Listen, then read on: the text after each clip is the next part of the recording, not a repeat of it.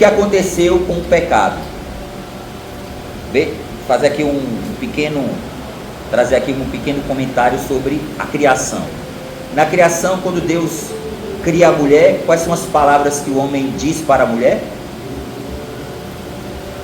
Quais foram as palavras? Osso dos meus ossos, carne da minha carne. O homem ficou maravilhado quando viu alguém que era diferente dele, mas ao mesmo tempo semelhante a ele. Diferente dele, porque ele olhou para a mulher e reconheceu que ela o complementava. Porém, ao mesmo tempo, semelhante a ele. Ou seja, Deus deu ao homem a possibilidade de agora encontrar uma semelhante, uma criatura humana, uma mulher, né? Ezer. E o homem se maravilha com a mulher. Lembrem-se que o relato da criação mostra que eles estavam nus. Ou seja, o homem, quando olhou para a mulher, viu a mulher a partir do ato criador de Deus. O homem não viu a mulher a partir do valor sexual simplesmente, mas a partir, em primeiro lugar, do valor da pessoa. E assim que a gente deve, é por isso que é um processo de reconstrução da nossa vida. Ou seja, nós fomos criados para amar. A princípio, eu sou capaz de amar o outro, reconhecendo o valor que ele tem. Aí entra o pecado. Quando entra o pecado, o que é que acontece? A partir daquele momento, o homem olha para a mulher não mais como um dom, mas ali se apresenta naquela relação um grande risco, porque o homem agora transforma, muda, inverte o sentido da relação que ele deve ter com a mulher. Enquanto ele vê a mulher como pessoa e não só como o valor, a dignidade do ser pessoa, a pessoa, o sujeito, e não simplesmente apenas como o valor sexual, ele era capaz de ver como Deus vê. Mas quando o pecado entra no coração humano, esse coração humano que foi criado para amar e para acolher o amor de Deus e do outro, esse amor começa a ser um amor desordenado. E essa luta que acontece dentro de nós. Dentro de nós existe uma grande luta por causa do pecado. Os nossos afetos, a nossa afetividade que foi dada por Deus para amá-lo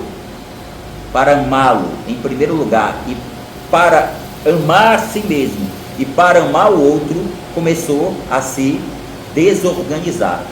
Ou seja, existia ali uma unidade entre corpo e alma, e o pecado fez com que essa unidade fosse ali rompida.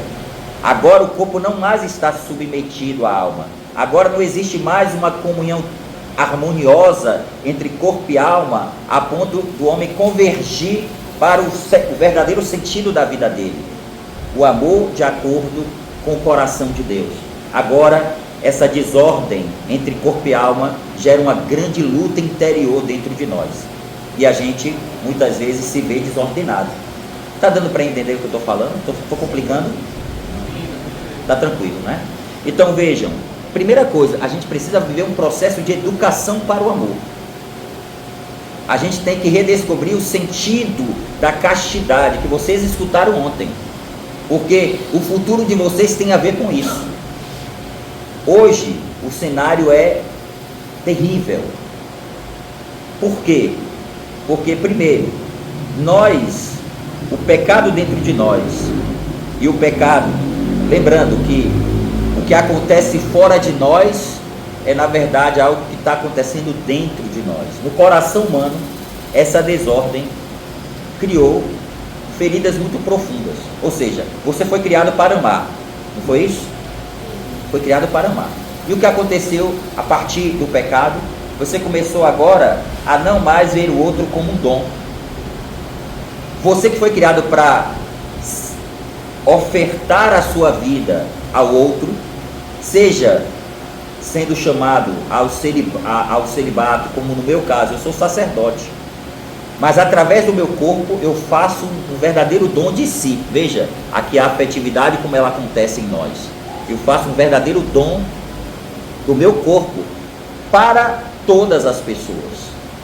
Não no sentido genital, evidentemente, mas no sentido afetivo. Eu entrego as potências do meu ser, eu coloco as potências do meu ser a serviço dos outros. Isso é amor. Isso é viver de modo concreto os meus afetos.